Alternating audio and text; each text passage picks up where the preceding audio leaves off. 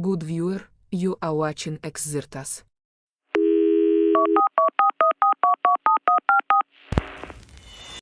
This next story has been suppressed by mainstream media.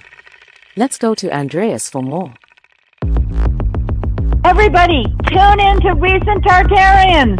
Recent Tartarians! Recent Tartarians! Hello. Welcome to the Exertas. Tune in for another exciting episode of wonder, imagination, and discovery. Recent Tartarians!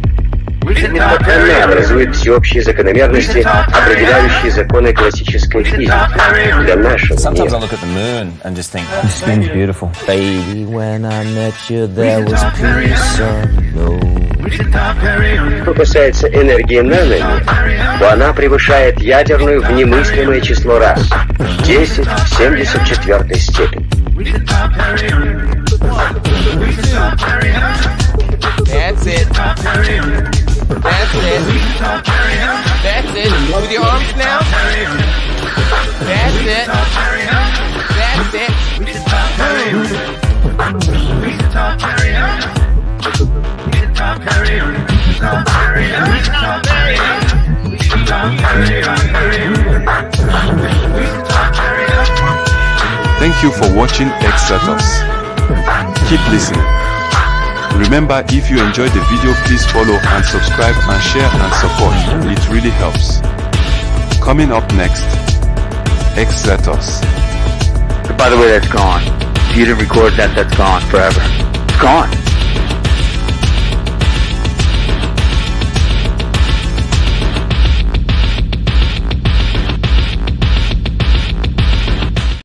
Louis Gates, what's up, everybody? Welcome back to Neuropa, and Welcome. good to have you, Martin. It's been a minute. Hello, welcome everybody. So Great to be back, Andreas. pretty excited because I know that you've got a bit of a presentation. You got some slides to share with us, which are in German, and so you're going to have to help us with the translation as well. You'll be our ambassador through this voyage, and then also, Raph, you can commentate. Exactly. We have Austrian translation. We have also, so that's perfect. The Austrian critique is always it's an interesting perspective. Yes. So everything you always wondered about flags and never made sense, check out what Martin has to present. When he told it to me the first time, I was like, wow, finally a framework that makes as much sense as I've never heard before. So I guess you'll all enjoy this presentation. Yeah, this is great. Perfect. So the story behind it is actually I stumbled upon a video, YouTube video, about 16 minutes long. I actually have it on a slide, but I mean, the first thing I need to figure out is how do I share again? It's always the same. How do I share something? There's a down there, the button present. I don't know if it says. Yeah, perfect. Yeah, okay, got it. While you're finding that, I'll just remember that JJ McAuliffe made like a bazillion videos on flags, and they're kind of suspect to an extent. Some of them are all right. Like, I'm glad he at least talked about flags, but he kind of focused and emphasized on the point that, like, American flags, for instance, you might look at like the Colorado flag, doesn't really look like a flag. Or is that right? Where's the one that's like it's Idaho or something like that? Some of these flags have, here's an example. They just have a seal on the flag, right? Because it wasn't common for every state to have a flag, and they ended up having flags eventually, but they all have to have seals. So the seal comes to be kind of a thing that matters in American, like, territorial states, which weren't countries and didn't have sovereignty and everything. You can tell because they don't have a real flag. They got Okay. Yeah. So let's try this again. Buddha, we are talking about flags, but like God hates flags. So we're going to learn a lot about that. Does this work now that I'm presenting? Yeah, we got something here. No, that's my screen still. Okay. Oh, sorry. Yeah. Like, It's cool though, right? Like, something. it seems legit. I get you. Here, I'll put back The wrong one. Here we go. of that German Neuropa. Do I have to do full screen, right? So can you see it now? If you just push the present button, have you got that at the bottom? There's down at the here. Can I share? Yeah. Okay. Present. No. Like, do you see on this screen down here where it says present down there? Yeah, I have that, and I pushed it. Huh. And for some reason, wait a minute. It should open up maybe another window on the screen or something. Maybe you got two screens and it says Okay, allow. There you go. There you go.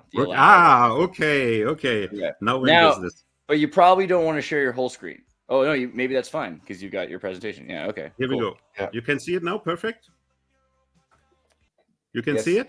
Yes, all right. Okay. We're gonna turn off that 80s Neuropa AI music and let you can check it out. Okay, perfect. So let's just start. So this is actually the video I ran across from this channel LRP. And the gentleman to the right bottom that you saw there, Andreas, I knew you would love that. You love the background, a little bit psychedelic.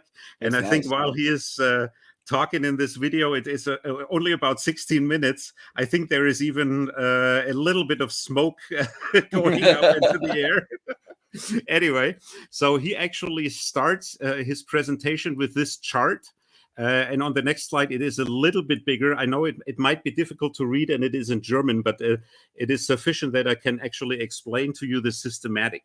Okay. So I'm seeing some symbols right there too. So okay, yeah, exactly. So the theory actually is, he says that flags are actually categorized. And there is here to the right-hand side is different categories. So we actually start which is the most important flags that exist, and that is flags that truly have only one color. And what he's talking about is that currently in use is the red flag, the green flag, the white flag. We all know the white flag, right? So when you want to give up, or when you want to how do you say, when you want to be under the UN right, then you use the white flag actually. And then there is more flags that have only one color. That is the yellow flag, the blue flag, and the black flag. But these are currently not in use. Okay, so that's the first thing that we need to know. The top flags are flags that have only one color.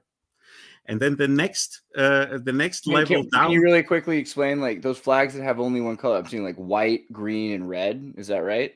Are those mainly the ones you're talking about? It's red, green, white, yellow, blue, and black. Okay, and like who, again, just because they only have one color, who are they for again? They are. We will get to that. Who has them or who doesn't have them? Okay, all right. That is I'll just be patient. The top flags that you can have. Exactly. Be patient.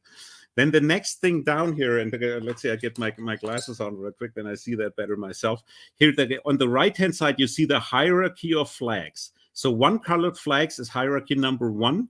Then hierarchy number 2 is so-called corner flags, and that's actually the flag of Nepal. That's the only one that consists out of these 2 triangles. Then you have the third one down, that would be a flag that is a square, a perfect square. And there's, to my knowledge, there's only 2 of them. That is actually Switzerland and the Vatican. They have perfect square flags. And then it becomes interesting. Most of the flags that we know are actually striped. And we have vertical stripes, like, for instance, France that you see here, or Italy, or Belgium. And we have horizontal flags, for instance, Germany, Hungary, Russia at this point, the Netherlands, and so on. So that is the first 5. And then the next one down would be vertical stripes again with some type of a symbol in it. So most of the African states, or Canada, for instance, Canada has vertical stripes, and it has the maple leaf as a symbol in it. Then we get to the next one down, that would be horizontal stripes again with some type of a symbol. And then we have even more hierarchies. So the crazier the flag gets, the lower it is in the hierarchy. So most of the African states, where you have tons of colors and tons of symbols, they are really low, if you want to put it that way. Okay, so this is the basic hierarchy. And then another thing that becomes important is actually the color. And the color is actually down here. So the color black means that you are not self-sufficient. You are not autonomous. You are basically, you are a slave. people take your money. And here we already get there. So German has the black in his flag, and we will actually get to that. Conscripted and in debt state. Okay. Exactly. Then we have white. White stands for capitalism, for a king, or for things like oil or iron or things like that, and also the public law. The UN law. That's what white stands. Oh, like surrender to the UN law. Exactly. Then we have blue. Blue is for business. Is also for war. Then we have red. Red is probably the easiest one. Red looks like blood. Is something that has to do that is sacred. It stands for blood or is something holy. Then we have yellow. Yellow up to this day is even the color of the Liberal Party in Germany, the FDP, the Liberal Party. So they are yellow. And it stands for money, gold, investment. Then we have orange. Orange is for government, if you will, that way. So for anything that is administration, that's the better term. Then we have green. Green is actually for land or for anything that you can harvest, if you will. And finally, violet is religious. So like whatever, Vatican, Dalai Lama, if we think about the color of the priests wear during Easter Mass, for instance, or Good Friday, when it's actually something sad, then that's actually violet. But so now I actually looked into these rules because that really intrigued me. And I was also like, who is actually handling these rules? Who is making sure that the states have the flag that they deserve? And that is actually that layer that you have up here. That is, and here you find symbols like the Red Cross. You have the double eagle that stands for Russia. You have the Jesuit order. You have the Freemasons, for instance, of course. Then you have the House of Nassau, that is actually the king of the Netherlands. You have the Maltese order. You have Switzerland. You have the Vatican. This is actually the Prussian eagle, and you have Nepal. And what they are saying is, so up in here, it's basically decided what flag you have. And up to this point, I was really like, okay, weird. We do not really have one-colored flags. And I started to look a little bit deeper into that. And that's what we get to now, if I can get exactly. So let's start with the red flag. So the red flag actually has been very famous. And the latest state that has it is probably China, and that had it before. It was even called the red flag, was the Soviet Union. Right. And now let's test this theory. So the Soviet Union was one of the two superpowers of the world. They had a one-colored flag. And what happened when the Soviet Union got abolished in 1990 when they lost the Cold War? They now got to a tricolor. So this is the Russian flag that we have today. So that means they are now on number 5 in the hierarchy. And that's exactly what happened to them in the beginning. You actually had all these oligarchs coming in. You had all these Western businesses coming in. And basically, they decided to split apart the Soviet Union, which they did. And they started to take the oil and everything that became privatized, and they started to exploit it. Okay. And now, today, China has the red flag. So there was actually a time where there was pretty much in parallel. What is also interesting, and some of you might have seen that, Xi Jinping sometimes is standing in front of a flag that looks exactly like the Soviet flag. The only thing that's missing is the red star. Yeah. What about the pride flag for old China? The pride flag is also crazy. We probably get to that later. This is actually not the pride flag. This is a flag that China had at one time. So in the pride of Manchuria, my friend. Yeah, exactly. So in 1889, China actually had a yellow flag. Interestingly enough, we get to that later, and there was a dragon on it. And once they got defeated in 1912, I think the latest war they lost was against the Japanese and also against the Russians. Then they actually got the striped flag, and there is every color in there almost that you can imagine. It's almost like the pride flag, and it certainly has the black in there. So and this was when they were kind of so it's interesting because you had said earlier, like the weaker states have like the busier flags, and the in debt conscripted states have a black stripe, and the states that are lower have many stripes. I mean, then as a state becomes more powerful, it has a solid color if it's like the supreme state. Exactly. So this is following the same rules. That's interesting. Yeah, exactly. So now I think we can agree that China currently has the red flag and is one of the most powerful nations on the world. China number one. China number one, exactly. So here's again, this is only China. And even Taiwan actually has the red flag, but it has the blue on it, the blue and white. And interestingly enough, so now you have the colors of America, red, white, and blue, or the colors of Britain. So they are and Taiwan, if you look at them, Taiwan is actually, they have a symbol. So it's pretty low, and they are actually taken for their resources, in this case, electronics. Right. That's what we use Taiwan for.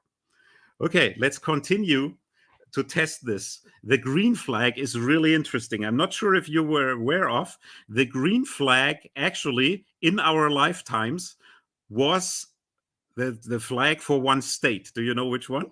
Libya. Exactly.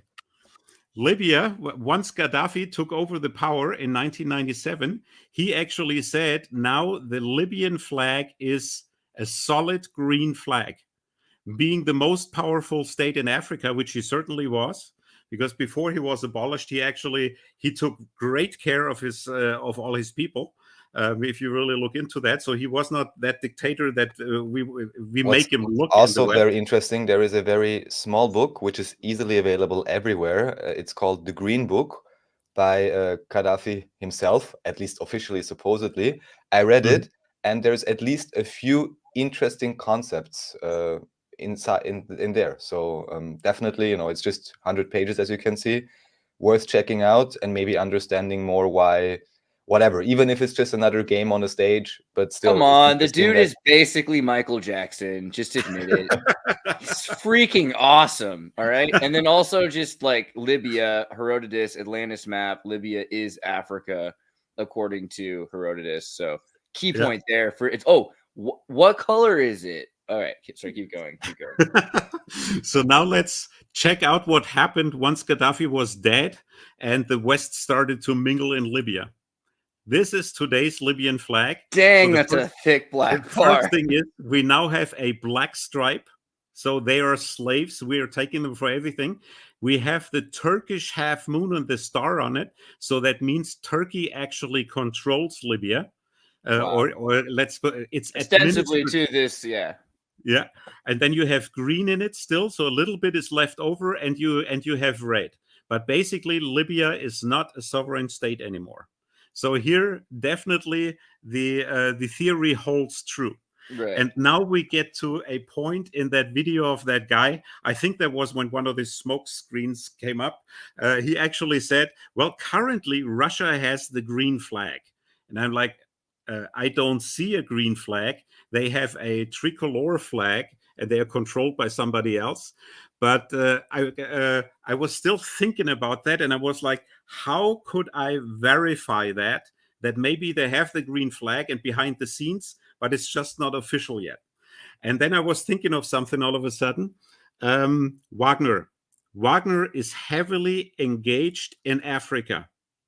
So I actually looked in Wikipedia, and I looked in which countries, that means Russia, the green flag, Russia. And it basically says, this is the states that Wagner is active in, and this is the states where the Russians have either a military presence or they have treaties, trade treaties and things like that. And I simply, there's all these countries that you see here, and I simply looked at the flags of all these countries, and in theory, they have to have green in there in order to be controlled by Russia. And you see here, immediately, Libya is in here also, because they actually have, I think, a military presence there. So with the exception of these three, Egypt, Angola, and the Democratic Republic of Congo, which are all crazy with symbols and blah, blah, blah, they are all slave states too. But all the others actually have green in them. Right. So the theory, again, the theory holds true. These countries are controlled by somebody who has the green flag. So behind the scenes, Russia seems to have the green flag. Ultimately, obviously, lots of people actually say that Putin wants to put together the Soviet Union again. So they're striving for the red flag, which is now by China. But behind the scenes, he seems to have the green flag. Pretty intriguing so far. So I kept looking. You know, also though, right? Like just to say, like Africa has a huge thing with the 3 colors, right? Like the like the Rastafarian movement and everything. Like they talk about like the gold, the blood, the land. You know, that's the red, green, the primary, like red, yellow, green. Very spiritual idea, or it's a good cover up. Okay, but it's older than the Wagner Group, is all. Yeah, exactly. Yeah, exactly. So now let's get to the yellow flag. Right now, the chart said nobody has the yellow flag right now. But can you think of somebody who had the yellow flag, Andreas? Oh man, I don't know. I immediately think of Ukraine, but no, like going back further. Yes, going back a bit further. I'm sorry, not off the top of my head. I can't think of it. Let's go back to. Of course, right? Yeah. The Holy Roman Empire, the Holy Roman Empire of German. Yeah, exactly. German. The German Bohemian Roman Empire, whatever we call it. Exactly. They actually had it. So here's the flag in nice, and China had it, as we noticed before, and Tartaria had it. Of course. Right. Yellow. So here we had the yellow flag with a symbol, but they seem to have been pretty powerful at the time when they were in power. So for the yellow flag, it holds true too. Currently, nobody has it. And that seems to be true also. So this, by the way, this is the coat of arms of the Khan of the Crimea. Calvin's so upset. Calvin was like screaming. He's like, dude, it's the show. Come on. It's your line. Tartary. Thank you, Calvin. I appreciate that. Exactly. So that's actually the connection, because the second part of my presentation was about Tartary then, but nothing too new, because I was talking about people that had not heard of it before. But this actually was a great thing to slide into it. So let's look at the blue flag. Nobody has a solid blue flag currently. So I looked back in history, and the closest one to having a solid blue flag was actually France before the French Revolution. So this is under the monarchy, the French flag with the Freemason symbols on it. And then, of course, the UK is very blue heavy. And all the colonies, Australia, New Zealand. All the naval bastion states. They are blue, exactly. And I also they're the same. They're the same navy, the navy blue, right? They're that blue, you know. Yeah, exactly. And I also explained how the Union Jack actually came to pass. So most of you guys know that. Of course, this is actually the English flag. Then you have the Scottish flag and the Wales flag, and you merge all 3 of them, then you get to the Union Jack. So this is what they have and what they still have. And now this red, white, and blue, which the United States have also, that is a very intriguing color. And so let's go back to Egypt and look at where does the color come from. And I know, Andreas, you're totally familiar with that one. So we actually had Upper Egypt and Lower Egypt. One had a white crown and the other one had a red crown. And these 2 crowns actually merged under Pharaoh, was it Echnaton, I believe? Like a superpower ring that you put together. Exactly, and we actually see that from these old scripts, or also these old engravings. So here you have both of these crowns are now combined. So here's my red and white, and the blue one is extremely interesting, because the blue one actually was the crown that the pharaoh wore when he went to war. That is the war crown of Egypt. So the red, white, and blue is a combination of Upper Egypt, Lower Egypt, and war. And that is truly intriguing. And looking back in history, who caused most wars in the last 200 years? Anybody wearing blue, all that maritime stuff, and you look at exactly. Once you get to the 19th century, everybody, like all the World War Zero, like 12 on, everybody's wearing all blue, all sides. It's crazy. Yeah, exactly. And Tutankhamun's mask, we even have the stripes, and well, red, white, and blue stripes, stars. It's all there. So all right, so like extrapolating from the different meanings of things, again, we're for those of you who are worried, this is just theory. We're just like looking, we're entertaining his ideas. Let's think about this for a second. If this has got the blue and it's got the red and it's the horizontal stripes, and there's so many stripes, and there's white involved with it. Did we discuss? You said what white was the flag color for? Did we get to white? That is the UN law, if you will. UN law. Okay, so why don't to describe what this flag represents according to this theory? Okay, this is a little bit crazy because it has lots of stripes and it is very, very busy. What is for sure is that it is with the blue. It is a sea power. It is a power that is very heavy on trade. The red has something holy or sacral to it. It stands for blood, and the white would be the United Nations. The fact that it's actually striped horizontally is not that great, actually. So it would be by the true theory, it would not be very, very high in the hierarchy. However, the UK and the United States are very heavy on the trade thing. So the closest thing that you have these days to the blue flag is actually right there in England and in the United States. Yeah, like realistically, I think that the real flag is the blue square.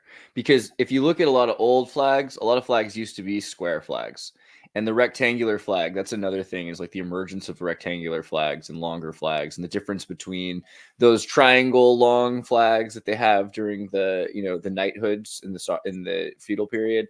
So I see it as like the red and white stripes are everything passes through these stripes, like this is passing through this land, through this zone, like the UN law, and also the blue representing violence, because if you look at this flag, it's actually pointed towards the blue. It's pointed towards the pole, right? And so if you were to put this flag on an American military jacket, it might be faced the other way, because the blue is facing wherever you're pulling the flag forward, like you're holding that pole, and the red's behind you, the blue is forward. You're bringing the blue forward constantly. So this blue could be on the other side if we were moving east, right? This flag is designed to be moving west in this picture, essentially. Yeah. True. So I think it's also saying like the actual governance of this like open land is the maritime corporations. That's kind of this is an open state. Exactly. Very good interpretation. Yeah. So let's go a little bit further. The orange flag is you actually find the orange flag in Ireland. And one thing I forgot earlier is when you have vertical stripes, this state actually controls, in theory, the states that have the same colors horizontally. So by this theory, Ireland would actually control India. And that's actually not too far-fetched, because when you research the Phoenicians and everything, Ireland has a key role in world history. Right. I think 40% of the world's genetics have Irish DNA in it at this point. And again, the idea that Ireland was part of Britain and that North Ireland was, very important to the Indian settlement period. One meta question relevant here. So just to take up this example with India and Ireland, just as a purely hypothetical example, of course, but just as you mentioned earlier with Turkey, would that mean that, for example, you mentioned Turkey with Libya, I believe, the new version of Libya, would that mean that the current Turkish administration, including Erdogan and whoever else these level of actors are, that they would have control? Or could it mean that maybe someone, let's say the background industrialists of Turkey, or background whatever important families? I would say the latter, because most politicians that we see are puppets. So probably the latter. But in theory, and by the true theory, Turkey would do the administrative steering of Libya. And actually, Turkey being the most powerful Islamic state, that's not too far-fetched, if you think about it. Yes. Yeah, And I'd also just really quickly, like looking at the former flag and the Indian flag right now, like when you see these symbols on a flag, I think that has something to do with the family or the corporations that are becoming important in that state, especially. So you might see like the idea of the Portuguese, super powerful, Spain, super powerful, America, super powerful. What ends up happening is the Spanish leave Spain and become corporations in South America. The Portuguese leave Spain and become corporations in Brazil. The Americans leave the United States and become banana republic corporations. And so the money and power that you're seeing amassed from this huge world trading, slave trading, colonial system dissipates from those states, right? And so Turkey's another example where by the 1920s, you get super powerful Turkish families in other countries, and the Turkish, Ottoman Empire was collapsing. Exactly. And then the other two flags that we have on here. So this is actually the flag of the King of the Netherlands, the House of Nassau. So they have blue for trade, and they were actually they were at one time extremely powerful alongside with the British. So you had the East Indian Tea Company, I believe, was British, and there was also a tea company that was in the hands of the Dutch. And this flag here is actually the flag of the Prince of the Netherlands. So here you also have your orange. Over here, this I just put it in here because it looked very nice. That was actually Christo's exhibit next to the Metropolitan Museum in Central Park.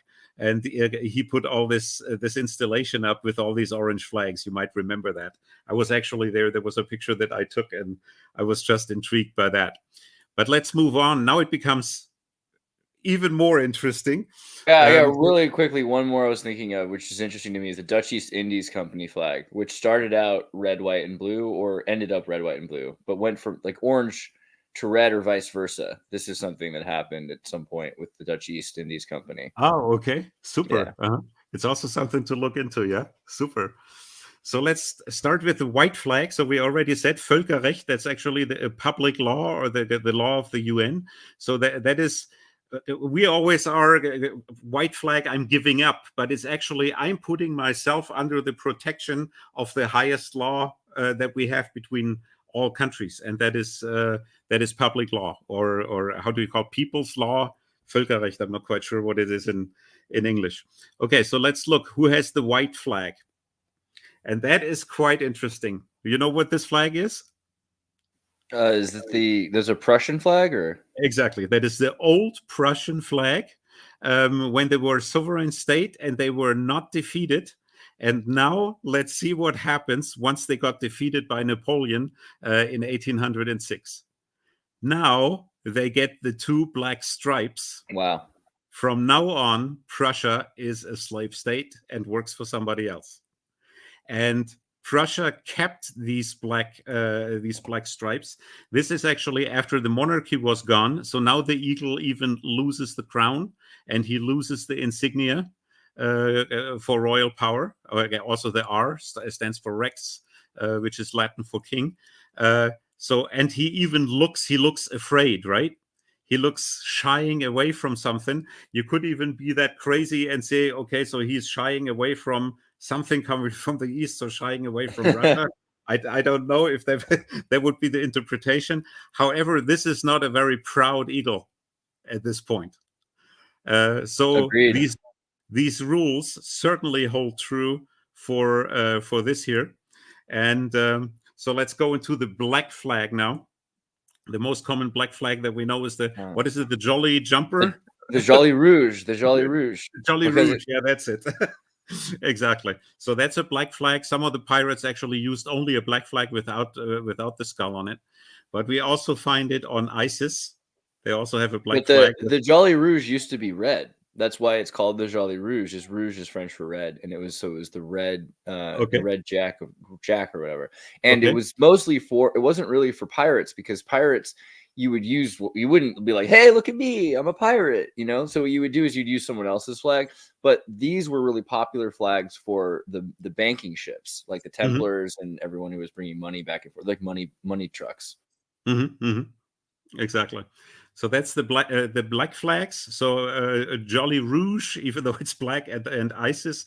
What I also found quite intriguing that the First Airborne Division, right? They are always first in war when the U.S. go to war. They also use a black flag. But I'm just putting that out there, not too much interpretation. But now this actually it becomes really crazy. So one of the countries that was most shaken by wars in the last centuries was certainly Afghanistan. The Brits tried to invade it. The Soviet Union tried to invade it. Lately, the US invaded it together with NATO countries. So let's see what actually happened in Afghanistan. So in 1880 up to 1901, Afghanistan actually was solid black. So they seem to have been quite sovereign, quite up there. Then they start to get symbols in there. And then after, in between the two world wars, they now get a tricolor horizontally with a black stripe in it. So wait, before we get there, I'm sorry, Yeah. I'm just blowing my mind though, because we're talking about black flags, and earlier you were saying that black is the conscription of debt, and yet this is the flag that has all of black. So are these like the Melchizedek right that can take taxes from people or something? Is that what they're saying? Like they have the ultimate right of taxation? There could be something like that. Could be, yeah. Dang. There could be a good theory, as long as it's solid black. As soon as you have a black stripe, a horizontal black stripe, then you're in slavery. Right. And that's what we see right here. For some reason, they seem to pop up once more, and they now get vertical flags, but it has a symbol in them. Then they revert to a flag that they had before. It goes back and forth a little bit. Here, actually, that's also a wild one. There was only very short period of time here in 1921, but here actually they had the same colors that that Germany had, white, black, red, and white. Germany had that. All Egypt has it. Iraq has it. Egypt has it. So that is actually these colors. They had it for a short period of time, but then the green comes back, and the green basically stays with them. And now let's get into a little bit more modern times. Right here. So we still have, we always have the black in. So they continue. Except for that communist period there, where it goes bright red for a minute. Yeah. Correct. Yeah. Correct. That's 1978 to several hand tradings going on in a generation. But what becomes interesting now, the Taliban took power in 1996, and they choose for their flag a solid white flag. Wow. Which is, we think of the color of surrender, but apparently they do not. Yeah, exactly. And today's flag actually. Oh wait, is it surrender to Islam? Because like Taliban, are they the UN? Oh. Exactly. Do you think of them as UN law, or do you think of them as God's law, or is that the same thing to them? I think they say it's God's law. It's the highest law for all people, and surrender to God's law. We put it under Islam. That's exactly what they did, and that is actually the flag they chose for themselves. Starting the 15th of August 2021, but we still know Afghanistan under this flag. So, but they choose for themselves the white flag with this Quran piece on them. So this is really, really wild. I'm sure you could make a whole presentation only about Afghanistan if you dive into all these individual times and which flags that they had. It is absolutely crazy. What I love is like some people will pretend they're like, well, these are just like they just needed a flag. They weren't thinking about the flag, and it just blows my mind because like the particular examples we're giving are people that like lose sleep at night over symbolism. They're probably thinking about the flag. Exactly. Yeah, it is really wild. Okay, so this is one more time in big, the flag of Afghanistan today. Other white flags that we have, Cyprus actually choose a white flag for themselves with the country's outline actually on them, and these two palm. So would this, if in the sense that in the last example, they put the law of God above the white background, law of God above the UN law, is this Cyprus saying that they're above the the UN EU law, that they're saying that it's Cyprus first? I wouldn't say above. I would say we want to be under the protection of the UN law. Okay. and Okay. and their status, being divided between Greece and Turkey, that would kind of underline that. Yeah, keep us safe. Yeah. So what I'm saying Keep now us in peace. is totally wrong, but what I'm seeing kind of is the peace laurel, if that even supposed to signify peace, and I'm seeing a gold nugget above. And only reason why I'm saying is because I know Cyprus has a particular position also in the European Union for certain taxation things. All kinds of people like to open businesses there. So it also seems to be like a kind of gateway probably to the East or whatever else. Well, There's it's funny certainly that things in people. Cyprus you can do that you can't do elsewhere in the I European would. Union. I think it's weird that we think of the laurel as representing peace necessarily. Like if it's a Yes, single, yes, if yes. it's a single laurel, a dove holding a single laurel branch, right? Is that right? I think it is, or like the dove is holding, like a piece of the tree.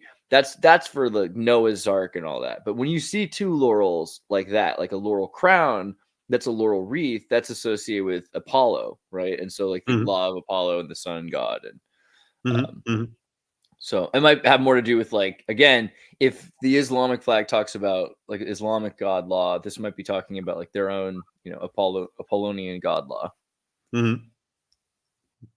Exactly. Okay, and then a few more flags that I looked at.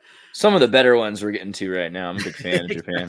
Japan is also very interesting because Japan has a white flag with a red sun in it, right?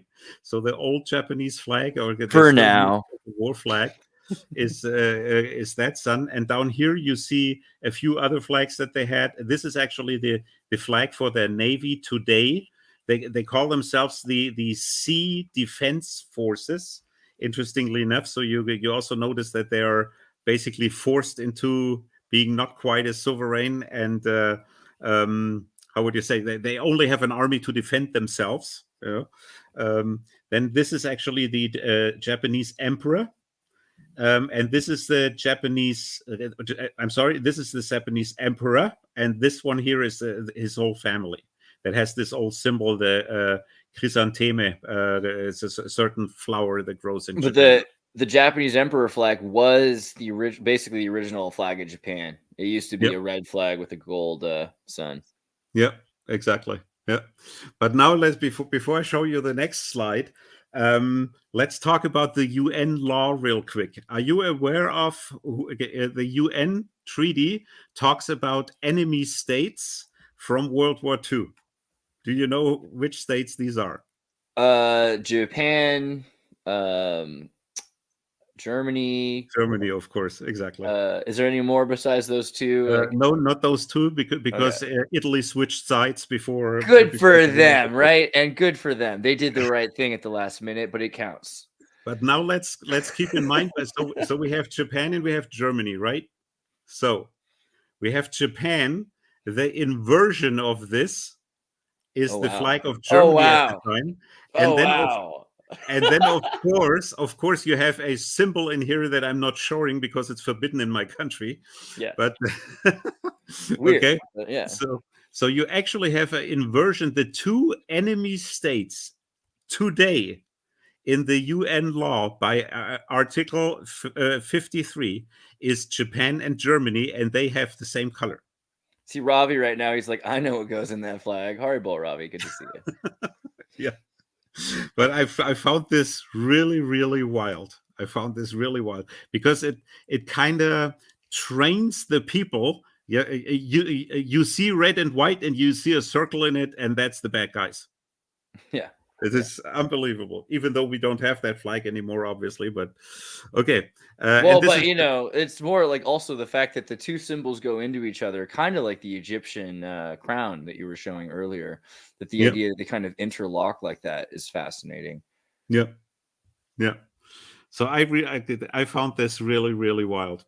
Anyway, and this was basically the main slides I had. I have just a couple more that show the developments of certain flags. So this was the French flag that I showed you before, and what it became through the ages. And now we have the tricolor that it's called today.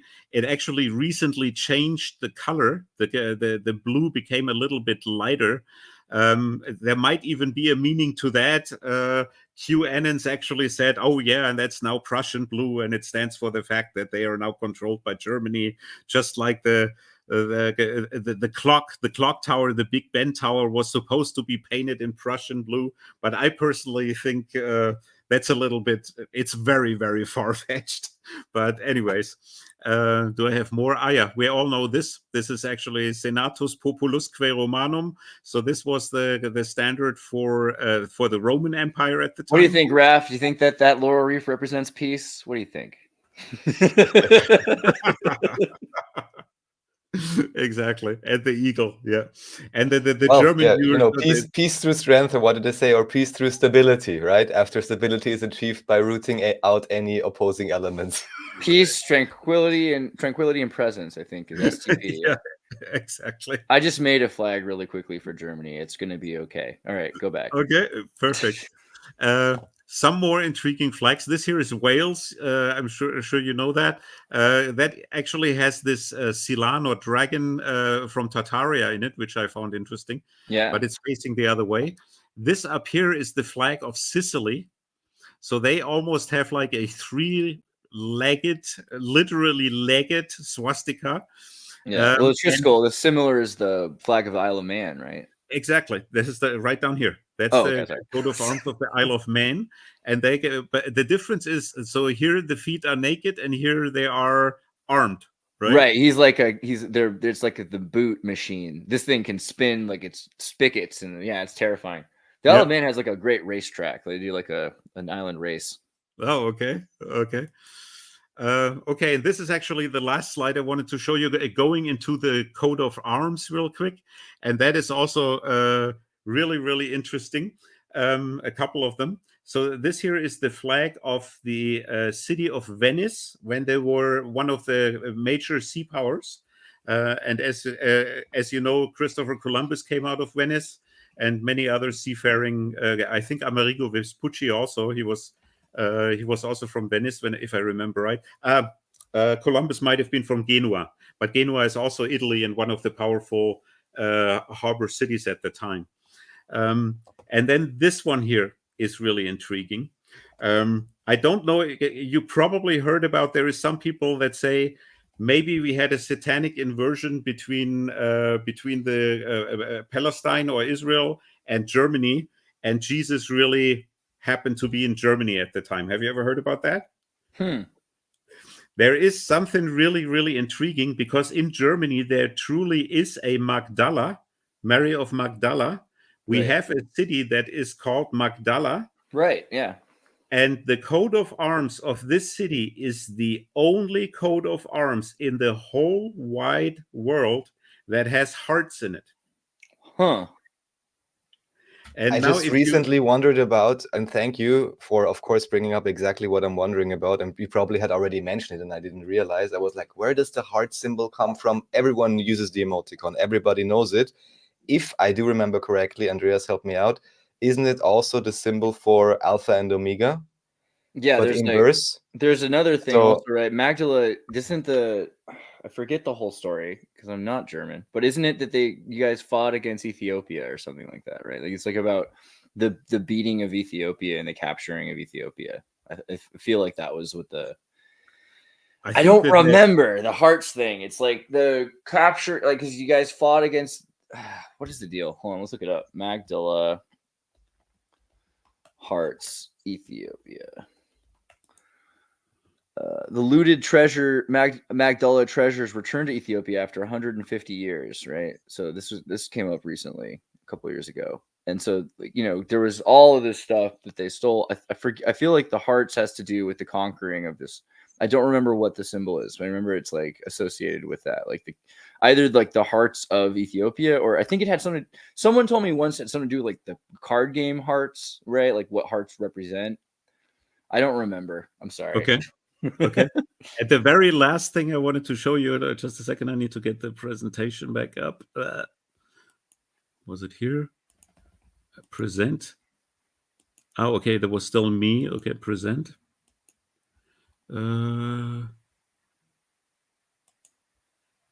Here we go, and I have to allow it again. This is okay, yeah. According to this thing I'm reading, I'm trying to find it. So they're saying it had to do with Christian symbolism. I don't know if I necessarily believe it, but the idea that there were Christians in Ethiopia, you can keep opening up your thing, but just the idea that there were some Christians in Ethiopia that they didn't kill, apparently, or something like that. They let the Christians live.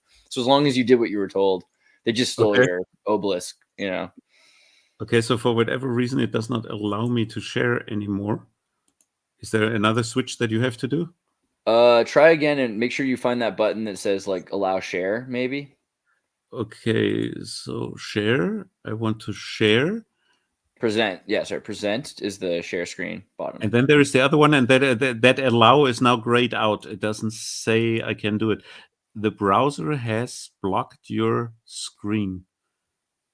Click on maybe try reloading the page. Maybe. Okay. Actually, it's not a big deal at all because I even posted it earlier.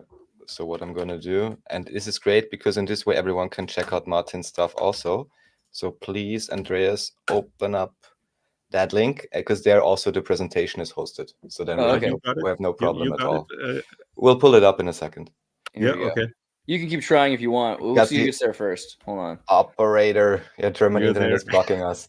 So if you scroll down just a little bit, and then it says Präsentation Flaggenkunde. Yes, exactly. This should be the same. And here also everyone who wants to see it can download the presentation. Oh, excellent. Yep, perfect. And you also have the link in there. Because I highly recommend that video that I actually went after by the guy when he talks about everything that I just talked about. So look a little bit more. We're getting there. One more. They didn't show us everything. If there's 120 pages in here. Yeah, if I see that correctly. yeah. There's much more. Go up one more. One slide back. Exactly. The top right. Look at the top right. That is the city of Goslar. That's too big. Top right. This guy here. Oh no, right. You're talking right. I'm sorry. Yeah, right there. That guy there. That is left. The city of Goslar. So he has the old German color, Holy Roman Empire, right? Yellow and black. But look at his wings. He has Tartarian free energy church windows on his wings. Wow. Is that wild or what? Oh. I was, oh my God, Like and angels have the, the spinning discs. Yeah. It's crazy. And Goslar is a very, very special city because Goslar is in the mountains of Harz. And the pronunciation "heart" is actually what it means in the mountains of Harz. Heart. Wow. There is most ley lines of the whole world meet right there. It's unbelievable. Unfortunately, I do not have a picture. Maybe we can pull it up. The ley lines meet in the heart of Europe, in the heart of Germany, and some people even say it's the heart of the world. But ley lines, yeah. And you might have to pull up Harz, Harz.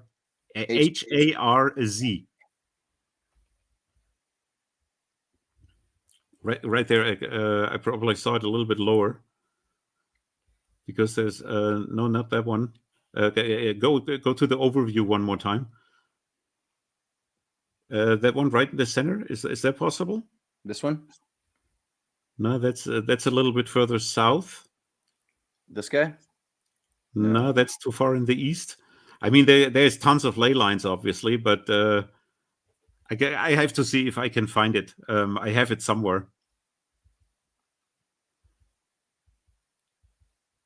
Yeah, I'm not sure which one exactly. But anyway, yeah, we find it. Still, the point that it says Harz is interesting, right? So like, there's a place called Harz, Germany. Yeah, and Goslar is built like Jerusalem. So some people fight about it, which one is older, Goslar or Jerusalem. It also has 12 city gates for the 12 tribes. Exactly like Jerusalem. It's really, really crazy. Yeah, it's right there. And Goslar is on the top left. Go to the Harz map one more time. Yeah, on the top left. There is Goslar right here. Yeah. Nah. So the Harz then Might have to also do then with the 12 tribes or something like that. Mm-hmm. Bad Harzburg, yeah. So that's the wild stuff that I got for you today. Wow. Let me go back a bit to that page. This is pretty good stuff. And then some extra stuff about Tartaria. There's 120 pages here, everybody. So this goes pretty deep. Like we'll have to do a second, or we can go deeper in it. But let me like bask in this for a second. It's really interesting, the idea of the different colored flags having meaning. I mean, because like I've seen so many videos where they try to say like flags don't have meaning, and that there's just a group of people that are like, oh, we better come up with the flag real quick because we have a new country all of a sudden. Which seems kind of crazy because obviously you have to be legit or else they're not going to take you seriously. So obviously you have to know their rules if you want to play their game. One thing I actually would like to discuss, and I imagine now, or how do you call it? Yeah, imagine that at some point I heard something about this. How do flags actually get registered? So because, how is it that certain people for some reason are able to, send out flags and get recognized by states, others are not? And I believe at one point I had even read that there is like some kind of place in the UK where supposedly all the state flags are officially registered or something like this. But now doing a quick search, I can't find any trace of that anymore. Have you seen the new pride flag? Yeah, it's it's so based. I mean, this is the wildest thing I've ever. It's so violent. Like it's got like because the Masonic apron part was kind of obvious. Like, okay, I see where we're going with this, but it wasn't quite violent yet. Somehow adding this umbrella to it, like Umbrella Corporation, Resident Evil kind of thing with, and then I don't know, just the circle through. Just to make it clear that apron is pointy and violent, and that it will like penetrate and like grab you. I don't know. This is such a brutal militaristic flag. And then guess where there's that black stripe there. Yep. Exactly. This is, but I mean, I agree. It's terrifying, but it's awesome, right? Like it's cool. Yeah, but then so also the thing is with the seals we talked about. So like Idaho flag, I think or Colorado flag was the one. These flags in America where it's like they're not really flags because they don't really need to have flags and they don't get to use their flags. So they just put their state seal on their flag. And then that's kind of that. And then they just use some kind of stock background or what? Yeah, basically. The way it looks. Yeah, so it's weird. Like great seals of states are I think this is the actual requirement because America is really like a postal country. Like it's kind of run by the postman kind of thing. I mean, there's a little reductionist, but that's kind of the idea. And so to be able to communicate, you have to send seals. And these seals are very similar, like the Great Seal of China. And that's what I find interesting. The United States focuses more on the Great Seal of your state, of your governor, of your authority. And if you have that seal, every legal paperwork, there's a stamp. It presses into the page. You get that stamp. This is a more ancient tradition for how government is run right now. It's not run in the United States so much through like moving flags back and forth. I mean, we do that elsewhere. We see that happening in Asia and in the Arab states. But in the United States, it's all through bureaucratic business. And so this is the power. The power is in the seals. Creepy. And they have meaning. Every single one of them has meaning. Let's see, it was Idaho one or Colorado one's also. The Colorado one. There you go. Look at this one. This one's so it's interesting because it's just a small picture. There we go. Now, what do you think that the state of Colorado is doing? You know what I mean? The all-seeing eye. Then you have the fascism. What does numine mean? Nothing without, I believe. Numine. Nothing without work. Numine. Here it says numine, numen. A nodding with the head, a nod command will. Nothing without will, maybe. Yeah. The will or power of the gods, divine sway. Okay, nothing without divine providence could even. Okay. Nothing without providence, nothing without God. Yeah. Okay. Nothing without divinity or divine providence. Yeah. And of course, you got the mountain is above So there's like mining work going on under the mountain essentially. And yeah, just the fascies. Like it's an interesting Cheyenne Mountain, no? Is it Colorado, right? Right, but there's a lot of things in Colorado. There's I'm just thinking of Stargate. Right. Like underneath the Denver International Airport, people say there's all kinds of tunnels and things. And if you go right now, the Denver International Airport construction signs, if you get the chance to go to the Denver International Airport, right now they're like working on it. So they have all these pictures that they have around here that are saying like, under construction. Yes, Den's got some secrets. Careful in the Denver International Airport because there's lizard people, grays, reptiles, secret underground tunnels. You should be careful. This is the advertisement campaign for the airport. They're like, let's play into the fact that people think that they could get kidnapped by lizard people in our underground tunnels at our airport. That'll make them want to come. That'll make them want to stop here. And can you pull up that painting, the crazy painting about war that is in the airport?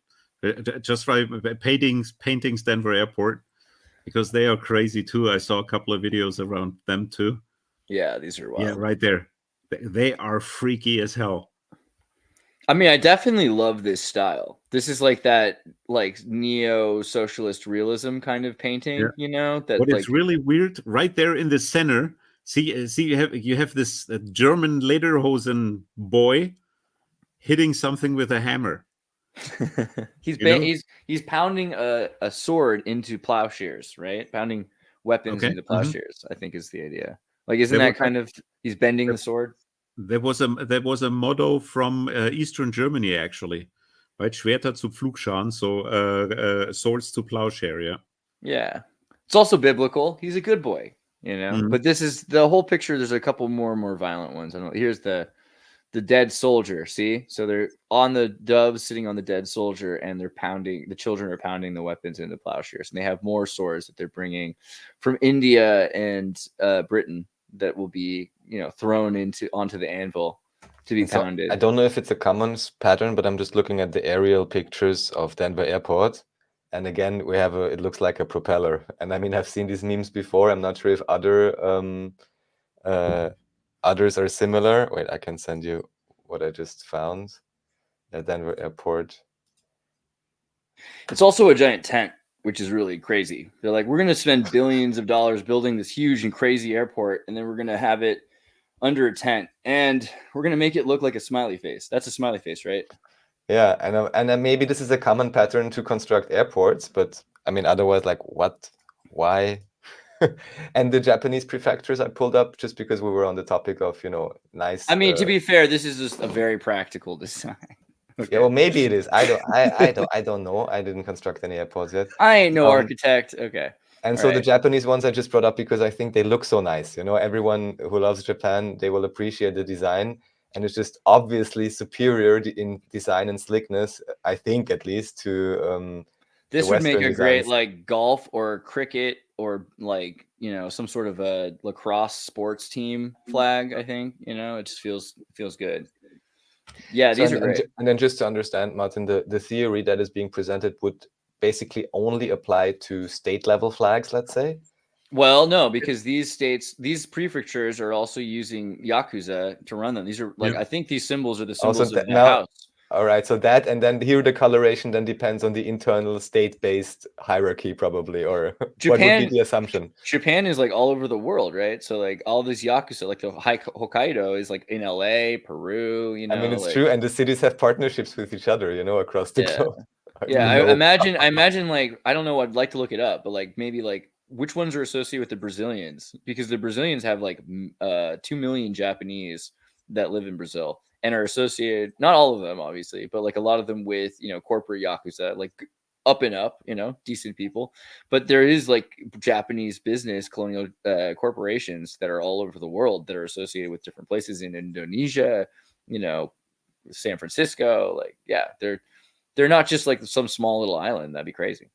So basically, just to we understand, the assumption would be that also on this prefecture level or whatever, or district level, they would be coded, or there would be some meaning, at least when they were created. Dude, this is a corporation. Yeah, this is a tech company. I mean, so the German state flags actually. So the old German colors are red and white, and you find that, for instance, Niedersachsen, which is a white horse on a red shield, or you find it in Franconia, where I am at. This is the so-called Fränkische Rechen. With the teeth, the Franco, yeah, exactly. This is Niedersachsen, and then then put in Franconia oder Franken.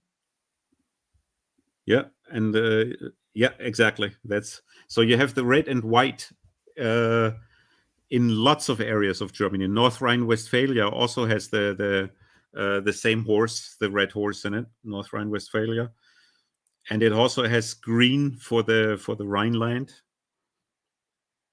Yeah, right there. See, to the right, you have the same red horse, because there is also Saxons living in North Rhine-Westphalia as in Lower Saxony, and then you have the green part is for the Rhine, for River Rhine, and whatever the flower stands for. I think the flower is also for, and you see in the green part you actually see a river, so that's River Rhine, and I forgot what the flower stands for, but it also has some meaning.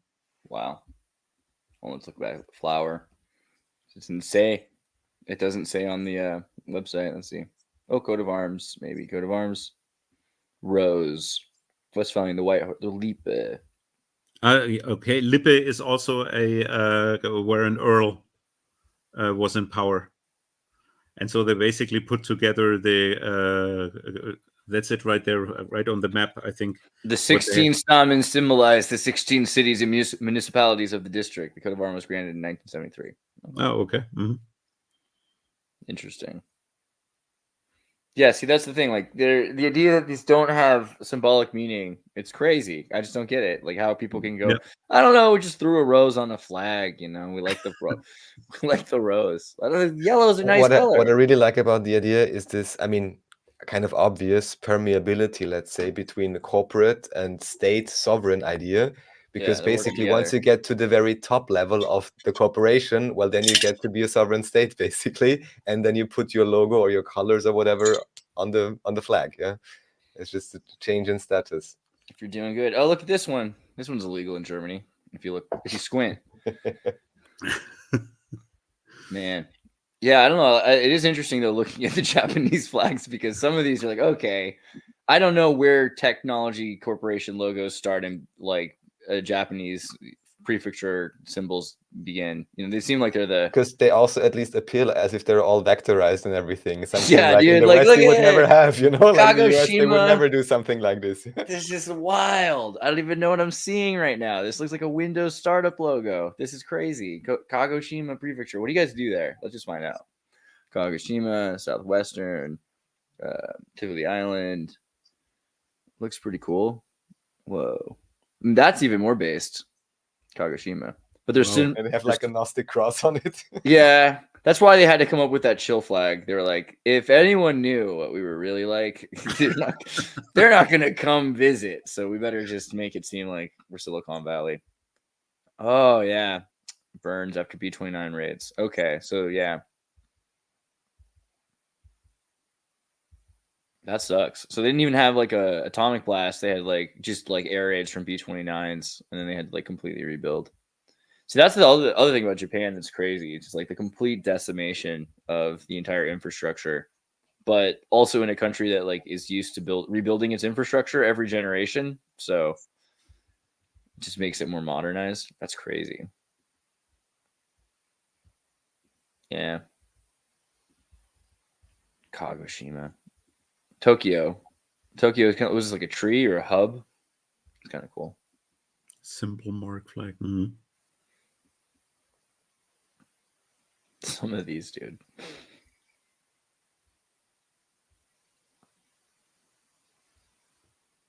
Wild. Wow. Yeah, I gotta wonder, because like I feel like the Japanese know the rules. What about these black and white Japanese flags? The Karafuto Agency. Well, that's already weird. It's not just a regular prefecture. It's an agency known as South Sakhalin, part of the Empire of Japan until 1943, and later became a prefecture. Territory of the Empire of Japan after the Russo-Japanese War in 1905. Just something to this one. We're gonna have to look at. I want to look into that. Like all these countries and all these states that have really unique, like the black and white flag. This is crazy. This one looks like the Yamaha logo or something like For that. any new ager ever heard about sacred geometry, I mean, and it's a Yamaha logo basically, and the double. Also, it's a Star of David basically. I see a triple Canadian flag kind of. There's a lot of cool things going on. This is a pretty nice one. But yeah, I mean, Japan's crazy to think about that and the idea that they had to kind of end their naval fleets so they could only have yakuza, they could only have corporations after. Sakhalin was an island through his Japanese cartographer and explorer Mamiya Rinzo established that Sakhalin was an island through his discovery of what is now named Mamina Strait, the Strait of Tartary, in 1809. Japan unilaterally proclaimed sovereignty over the whole island in 1845. The Strait of Tartary. Strait of Tartary. Like what? Look up anything random. Now, far be it for me to like make jumps and connections and things like that. But that's a pretty fun sync that we just found, right? That's not too bad. It's not too bad. Good one.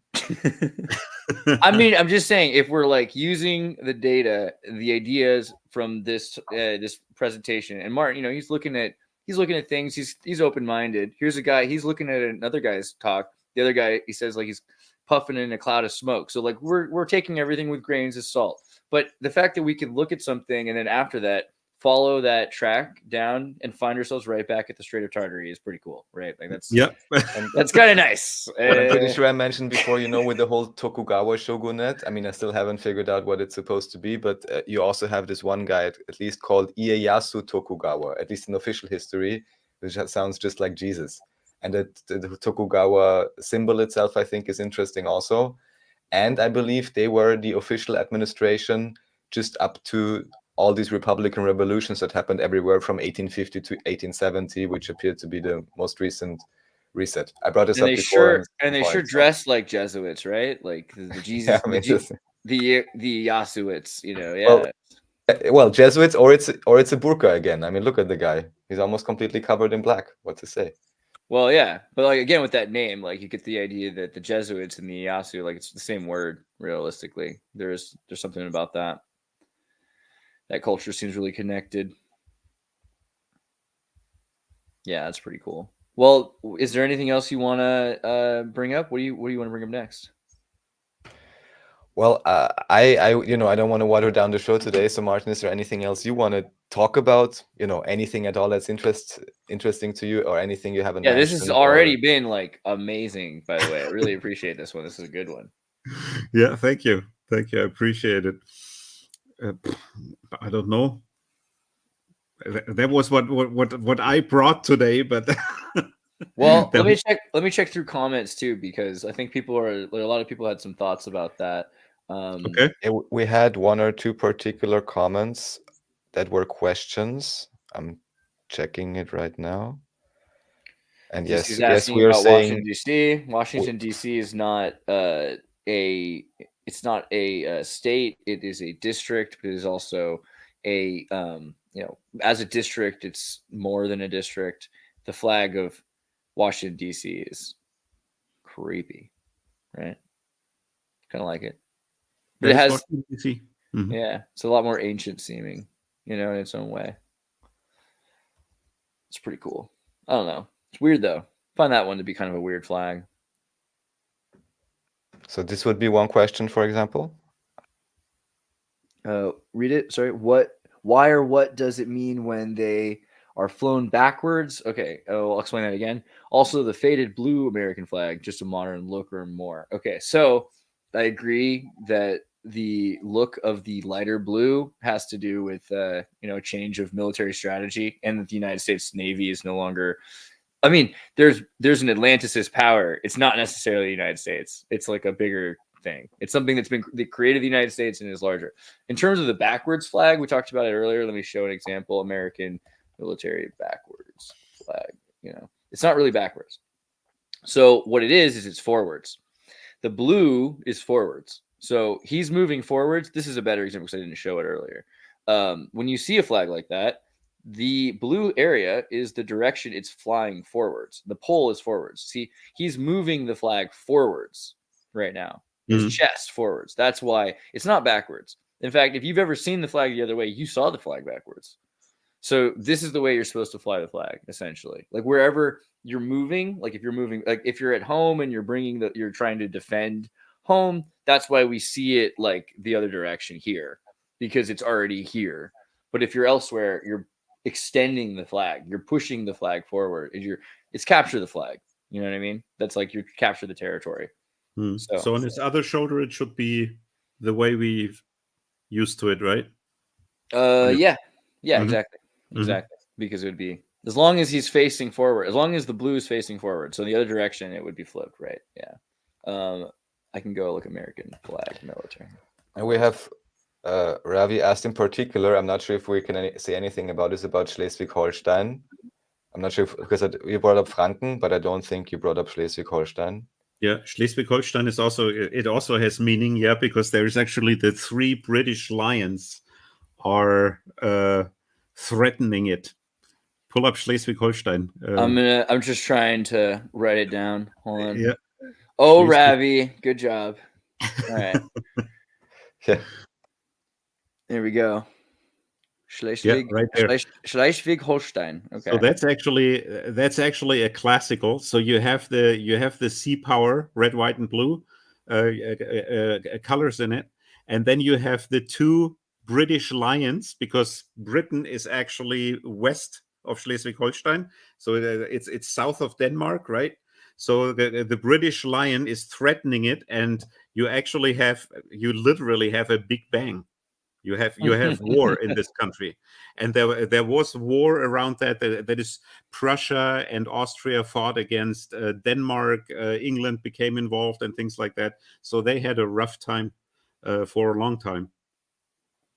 That's actually the symbolism of that one. I like it. Just going through the comments. So this is also maybe an interesting question. I'm not sure if it's true. Why is each U.S. state represented by a pentagram? Oh, you mean like the stars on the flag? Like 50 states? Oh, right. Yeah. I mean, at least that, I guess that's one way to ask about it. Yeah. I think it's because, let me show you a pentacle. Elements. So a state is, on one hand, the monopoly of violence, but also it is the authority of manifestation.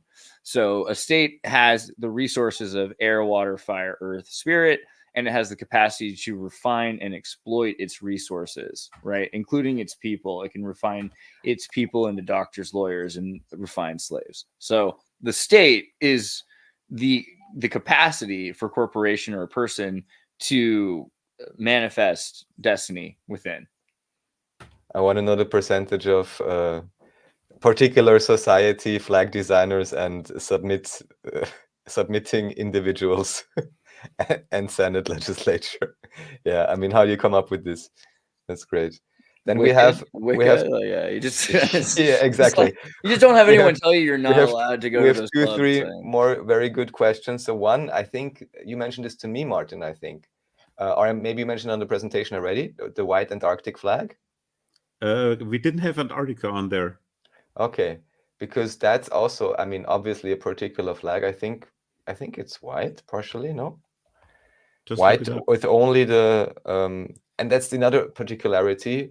Maybe you mentioned this. We only have Cyprus, I think Antarctica, and 1 or 2 others where you actually see the country itself, like the shape of the country on the flag.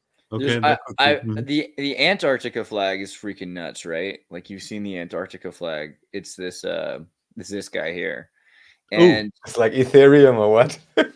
So yeah, I get that vibe. It's very like cryptocurrency futurism. I think you're not off, but you have to imagine like who is in Antarctica, and the idea that the Germans were supposed to give it up, so the Argentina side and Russian side and the United States side, like they're all kind of, there's a joint control over it. And but yeah, look at this idea of sort of a diamond in the center, but the diamond is as above so below, sort of a yin yang thing, and it's not quite black. This is a darker than navy blue, but it's a blue still, right?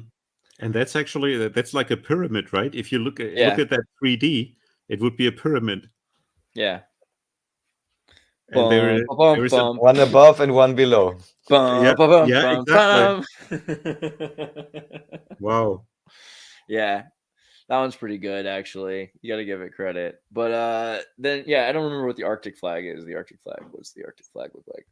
I see there it is. The shape of Antarctica was right there in white on a blue background. Yeah. This is I don't know if that's the official. I think they want to go harder though. They're trying to do the diamond flag. But the North Pole is different, right? Don't they have? There's several different ideas for it, but it doesn't have a flag because it's not really a land or something like that. They have a Greenland flag. This is the Greenland flag, which is kind of similar, right? That's kind of interesting. Yeah. Same idea, yeah. These are interesting because like they're very forward thinking, very gestalt. They remind me of like Prince Bernhard, World Wildlife Foundation, the panda logo. You know, it's like these weird like gestalt logos that are not quite. It's interesting that you're using the German word Gestalt. That's actually the German word for shape. You use that in America? Gestalt? I think so. I don't know if every American does, but it's like there's certain German words which you use, you know, like kitsch, I think is another. Schadenfreude. Some Americans, I would say like 10%. Like, hey, can someone do like a poll really quickly? I want to do that. That'll be the last thing I do. I want to find out like how many Americans actually unironically know and use the word Schadenfreude. If you do, just say you do. Okay. Like, let us know. Because like I don't think it's as common as you think it is. Like it should be used more. But like words like gestalt are common. Zeitgeist. That was a good one. Yeah. I don't know. Kindergarten. Yeah, it's true. Kindergarten. Yeah, for the most part though, gestalt is probably just used for like if you're into symbolism or if you did graphic design or something like that. That's probably where they bring up the idea more of like how you see symbols. John says, I know that word and I'll take it. That's pretty good. Hold on, let's do a quick list of Raf just pulled up 33 words we use in English. It has to be 33. And what is this? Thanks a lot. Iceberg. Could also be 19. Yeah. These are pretty good. Actually, you know what? This is worth it. Iceberg, kindergarten, kitsch, Gesundheit, hamster, zigzag, glitz, gummy bear, noodle, Gesundheit you use, really? Oh, gosh. All my life. I always say Gesundheit. You. No, I mean, okay. Again, now everybody in the audience, it's your chance. Tell us how many times you said gummy bear or Gesundheit. So I'm sure you've done both. Or which of these words you ever used more than once for a particular case in your life? I always say Gesundheit. You can just type them in. Sauerkraut. Are you saying, I want my sauerkraut today, Mom? I think also like if you were educated by atheist socialists in the United States, like there's a higher chance that you learned Yiddish words like Gesundheit because it's good health instead of saying God bless. So there are circumstances where they pushed Gesundheit more. Beer garden, y'all been to there. Sauerkraut, schnapps, strudel, pretzel. Every one of you been to a delicatessen and had a pretzel. Rottweiler, Schnauzer, Dachshund, German Shepherd. Maybe. I think Dachshund. We don't say that. Rottweiler, we hear that. Gesamtkunstwerk, is that people are using that? That would be nice. Which one? Gesamtkunstwerk. No. But it's a nice word. Where do you see it? Is it on here somewhere? No. Someone in comment. What's it mean? Gesamtkunstwerk is something that is. Schnitzel is Gesamtkunstwerk. Gesamt is whole. Kunstwerk is art piece. So something that is an art unto itself, like an individual's life, could be a Gesamtkunstwerk. So like he's an artist and everything he's doing is art. Yeah. All right, that's a perfect word. Yeah. Jugendstil. Yes. Yep. Mm-hmm. We don't say that anymore, Ravi. Calm down. No, I'm just kidding. Blitzkrieg, hopefully not again. And then Bauhaus. Yeah, Bauhaus comes up. Uhr? What is Uhr supposed to mean? 31? I don't know. Let's see. Uhr. Where is it? 31. Through the German prefix is not. All right. Widely used in English, it is common in academic, like proto-original, Urasch, Urbild, Urenkel. I don't really. Is it? Or your Ur example of something like that? All right, we're going to start using Ur more. That's probably a good one. Yeah, Uropa would be your grandfather or things like that. And then what's also interesting, actually, I'm just thinking of that. All the parts of the world, Asia, Africa, America, Antarctica, they all start with an A. And there is only one that does not start with an A, and that's Europe. And if you spell out Europe, that's actually Mario Pras said that at one time. It is Uropa, the grandfather of all the rest. That is also wild. If you're speaking German, watch Mario Pras. I'm telling you, he's absolutely fantastic. Absolutely fantastic. He's talking about how they actually mixed up the languages. So basically, what's in the Bible, with what is it? When they mixed up the languages, what is this called? Babylon, the Tower of the Tower of Babel, language confusion. Because there is certain rules that, and you can, and he actually does that on paper. He transfers the German word Frühstück into breakfast, and he does that by using 10 rules, which Johann Wolfgang from Goethe actually used in the witches Hexen einmal eins in Goethe's Faust. There was a lot of information now. I'm really sorry, but it's really, yeah, that's Mario Pras. He is absolutely cool. And somewhere in there, he's transferring breakfast from Frühstück. But I'm not quite sure. Maybe actually scroll down there's a playlist on the right-hand side. Maybe there's should have more. Okay, I'm looking up for something else. Okay, 1 second. These are cool because you can get like subtitles if you go to settings here and you do German auto-generated, like auto-translate to your own language. Then all of a sudden you can watch these German videos. I mean, the translation right now on Google is pretty good. The YouTube AI translation is impressive.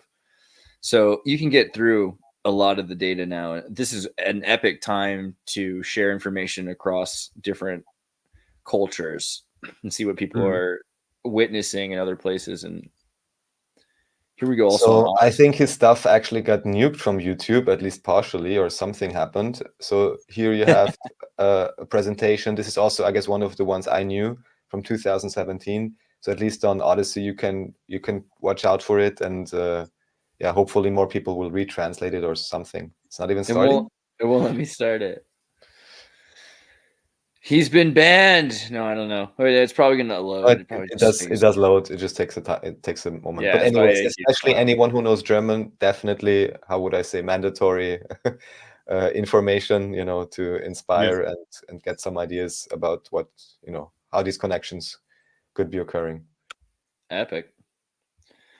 Well, all right. Do you want to do anything? Should I just show them where to get your content, Raf? Like, Martin, thank you very much. We should definitely do a part 2, because I know I saw that that was like 30 slides and there's 120 more. So we should let people sit on this, because there actually is a lot here. But let's do it again. Let's do a second part. Oh, absolutely. Awesome. Okay. Let me pull up Act Like You Know 26 page. Make sure everyone goes. So again, I did this, and I posted in chat the site I put up for Martin on my website, just so anyone who wants to know his stuff. On this page, you can find everything. There's also a link to Martin's Telegram channel. It's mostly in German, but still sometimes it's pictures, so everyone can join, and check it out. What's this? AI will translate everything directly into English if you just push the link. You can read anything you want, guys. There's no reason to avoid it. Look at that. It's all in English all of a sudden. Just it's there. And then we go down here. So this is some of Martin's works. Wow. Fantastic. Yeah. So instantly ready for you to read it. And if you can't read English and you want this in like Quechua or like Guarani or like Tibetan, like you can do that with Google too. So just read and weep, but also watch these videos, check out the subtitles if you can't understand them. And the flag presentation is right here. It says presentation flag and fund or something like that. And then you click on PDF. Science. Yeah, it's pretty great. So make sure you guys check this out, because there's also a lot more if you didn't know. If you're actually interested in this and you want to like continue on, you can get past the first 30 pages. It gets even deeper into Tartaria, which is stuff that we will cover next time. Cool. And yeah, like and subscribe to Act Like You Know 26. Like and subscribe to Exertus. Thank you very much, Andreas, and thank you, Martin. Yeah, Super. Thank you, guys. Lots of fun again.